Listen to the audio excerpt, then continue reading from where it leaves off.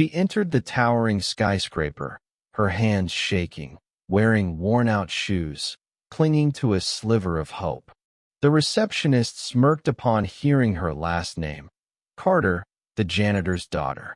Security almost ushered her out before she could even take a seat. The interview was a fiasco until the CEO burst in, enraged about an unsolvable crisis. In that pivotal moment, the janitor's daughter, mocked, dismissed, and underestimated, rose and did something extraordinary that altered everything. Before we dive in, like this video and comment where you're watching from. Your support fuels more inspiring stories. Now, let's get started. Selena Carter stood before the gleaming glass building, gripping a tattered leather folder to her chest. Her shoes were scuffed, her blazer borrowed, and her pulse quickened with every passing second. She gazed up at the golden letters on the facade, Bright Tech Innovations. This was her moment, where her future would either take flight or crumble entirely. Tucked inside her folder was a resume she'd typed at the public library, printed with quarters she'd scrounged from neighbors. But her true qualifications were intangible. Years observing her father toil nights as the building's janitor, years solving problems on scrap napkins, and fixing things at home with ingenuity no classroom had instilled. As she crossed the threshold, the polished marble floor mirrored her nervous steps. The receptionist glanced up, her smile fading as she eyed Selena's shoes, then her outfit, then the folder. Her voice dripped with a saccharine venom. "Can I help you?" Selena responded courteously. "I have a 10:30 interview for the junior analyst position." The receptionist arched an eyebrow. "Name?" "Selena Carter." A heavy, icy silence followed. "You mean Tom Carter's daughter?" "The janitor." Her tone was laced with derision, loud enough for two suited men nearby to look over. One snickered. Before Selena could respond, a security guard materialized at the lobby's edge, summoned silently. The receptionist leaned in, whispering something, her gaze fixed on Selena. The guard stepped closer, his posture already dismissive. "I have an interview," Selena insisted, striving to keep her voice even. "Look, sweetheart," the receptionist said, her smile now sharp-edged. "This is a corporate office, not a tourist attraction." "I'm not here for a tour," Selena said, her voice resolute. "I earned an interview. Check the list." But before anyone could confirm, a booming voice reverberated from the hallway behind the desk. "Where's the analyst who can fix this report disaster? We have a board meeting in 2 hours, and no one knows what these figures mean." The room fell silent. A tall man in a navy suit stormed out, frustration etched on his face. This was Edward Stone, the CEO. He brandished a thick folder. "I don't care who solves this. In turn, janitor dog. Just fix it." Selena stepped forward, her hands trembling but her gaze locked on the CEO. "I can try," she said quietly. The lobby froze, every eye on her. Even the security guard hesitated. Edward Stone turned sharply, his eyes scanning her, bewildered by her boldness and stunned by her nerve. He took in her appearance. Cheap shoes, nervous grip on her folder, an unmistakable resolve in her voice.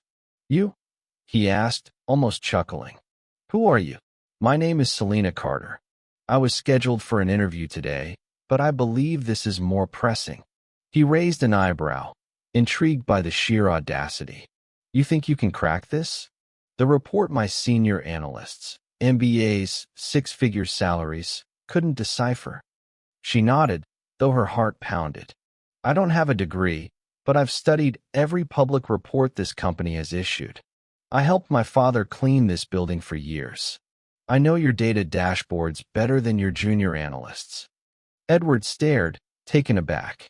The receptionist shifted uneasily. A few employees gathered nearby, curious. Selena pressed forward. "Give me 5 minutes. If I fail, I'll leave, and you'll never see me again." A pause. Then, almost amused, Edward handed her the hefty report. "Fine. 5 minutes." He gestured to a glass conference room. Selina entered, sat at the long table, and opened her folder beside the report. Her eyes darted across numbers, patterns, and flawed projections. She grabbed a pen, jotting notes, flipping pages with laser focus. Outside the glass, onlookers murmured, "Who is she?" "The janitor's daughter. She's wasting everyone's time." Inside, Selina's hands moved swiftly.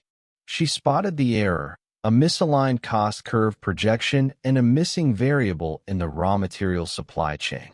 The original spreadsheet omitted a data flag, triggering a cascade of errors in all subsequent charts. She scribbled a correction model in pencil, cross-referenced 2 prior year reports, and recalculated roughly using mental math and intuition. At 4 minutes, she stood. Edward watched as she approached, holding out the annotated report. "Here's your answer.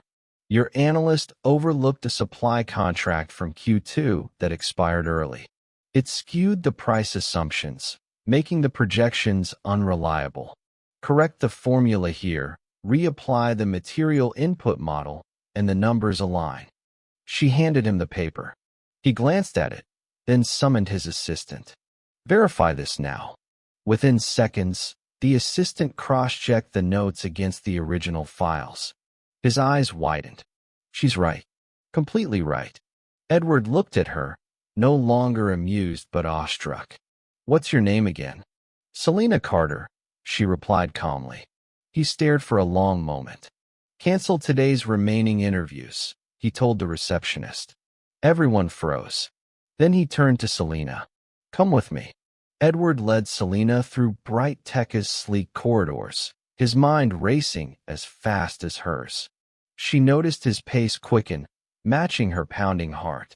The CEO's usual stern demeanor softened with rare curiosity. The receptionist watched them pass, her earlier smirk replaced by quiet astonishment. In the executive conference room, Edward shut the door. Monitors displayed intricate charts, emails flooded his inbox, and the hum of urgency underscored the multi-million-dollar operation. He faced Selina with an intensity that felt like her entire life had built to this. "Explain how you did it," he demanded, his voice low but firm. Selina took a deep breath. "Sir, I've spent countless hours studying data trends, reading reports, and learning through experience, not formal education. The error hid in the analyst's assumptions. The contract expiration was missed, which threw off all cost and supply chain projections." Edward weighed her words. "No degree, no business background, yet you solved what my top people couldn't." "What?" She smiled faintly, her gaze steady. "I grew up in this building. I saw the unseen details that make or break a company. My father taught me no problem is too big if you break it down and hunt for the smallest inconsistencies." He paced, then stopped. "Selina, I'm offering you a role, not junior analyst, not intern. I want you to lead a special project team on data accuracy and problem solving." Selina's breath caught. This surpassed her wildest dreams, yet doubt lingered. "Sir, I'm honored, but I'm not sure I'm ready for such responsibility. I have much to learn." Edward smiled, a rare gesture. "I don't want perfection. I want fresh eyes, fresh ideas. I want you to prove talent isn't tied to degrees or status." Just then, the door opened. Senior analysts, having overheard, stepped in, faces pale with disbelief. Edward turned sharply. "You failed this company by missing the basics. I'm giving someone with grit and insight a chance to fix your mess." Selina scanned the room of skeptical eyes, feeling their doubt, but also the spark of opportunity. "Thank you, sir. I won't let you down." The CEO nodded, respect clear in his expression. "Good. Tomorrow, you start." As Selina left, hope and fear intertwined. The path ahead was uncertain, but one thing was clear. Her life was forever changed. The next morning, the building buzzed with whispers. Some employees avoided her gaze. Others stared openly. Selena entered the same lobby where she once waited for her father to finish mopping. Now, in a borrowed blazer, clutching a small notebook, a fire burned in her heart no fear could extinguish.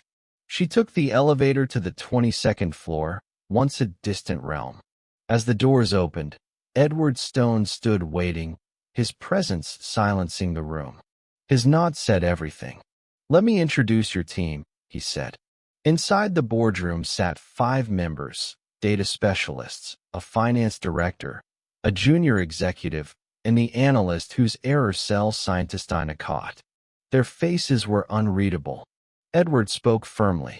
"This is Selena Carter, leading the Accuracy Task Force. She earned this by seeing what you missed." Tension hung in the air, but curiosity flickered. Selena stood before the whiteboard, hands steady, voice clear. "I know I don't look like I belong here. Many of you wonder why I was chosen. I'm not here to replace anyone. I'm here to fix what's overlooked, to learn, contribute, and prove brilliance isn't tied to a resume." She outlined her plan, unpolished, unconventional, but bold and logical. As she spoke, some team members exchanged glances, not of scorn but realization. After the meeting, one approached. "You caught what I missed. That took courage." Selena smiled. "Mistakes happen. What matters is how we fix them." By noon, the team began recalibrating under her guidance. She didn't command. She questioned, listened, and offered ideas that surprised with their clarity. Slowly, she earned respect, not by demanding it, but by showing up with relentless grit and undeniable intelligence. That evening, as office lights dimmed, Edward stood at his office window. His assistant entered. "Sir, the board meeting's in 2 days. Shall I prepare a presentation?" Edward shook his head. "Selena will present." The assistant blinked. "Sir, she's new. She's the future," Edward said firmly. "The board needs to see it." As Selena rode the elevator down, exhausted but radiant with quiet pride, she passed the receptionist who once dismissed her. The woman looked up, embarrassed, then said softly, "I didn't know." Selena paused, replying kindly, "Most people don't." Outside, the evening breeze brushed her face. She gazed at Bright Tech's glowing logo and whispered, "I belong." 2 days later, the executive boardroom gleamed with polished wood and tension. Bright Tech's 15 most powerful stakeholders sat silently, their expressions unreadable: market shapers, industry influencers, perfection demanders. At the table's head sat Edward Stone, arms crossed, eyes steady. Beside him stood someone new to this room, Selena Carter. Her hands trembled as she adjusted the microphone, the moment's weight pressing on her chest. Board members exchanged glances, some doubtful, others mildly amused. Edward spoke. "This is Selena. She'll present today's findings. Listen carefully." She stepped forward, heart racing but eyes clear. "Good morning. 2 weeks ago, your quarterly reports showed growth. But that progress rested on a flawed projection, a small error that could cost millions if uncorrected. I found it, and I'm here to show you how to fix it." Her voice strengthened with each word. She clicked the remote, charts illuminating the screen, numbers flowing with purpose. She guided them through overlooked data layers, cascading effects, and her plan for a real-time audit system to prevent future blind spots. For 30 minutes, the room was silent. When she finished, a board member leaned forward, fingers steepled. "Where did you graduate?" Selena paused. "I didn't. I was raised in this building. My father was a cleaner here for 28 years. He taught me discipline. I taught myself the rest." Surprise rippled through the room. Edward stood. Her education came from the floors you walk daily. I've seen thousands of resumes. None mattered today. Results did. The board conferred quietly. The chairman stood. We accept your proposal and approve a new department under your leadership, data truth and accuracy. Selena blinked. Under my leadership? Edward nodded. Effective immediately. You've earned it. As she left, her phone buzzed, a text from her father. How'd it go? Smiling, tears forming, she replied, I think I just got promoted. That night, Selena stood outside Bright Tech, gazing at the building that once felt unreachable. She recalled watching her father enter those doors, feet aching, dignity unwavering. He never demanded respect. He lived with purpose. The next morning, as she arrived as department head, her father stood by the glass doors, holding his old lunchbox. I saved you a seat at the table, she whispered, hugging him. He looked at passing executives, then smiled with quiet pride. I told you they'd see it one day. The security guard who once turned her away now opened the door with respect. Everything had changed, but Selena hadn't forgotten her roots. Because sometimes, the greatest leaders rise from nothing and build everything.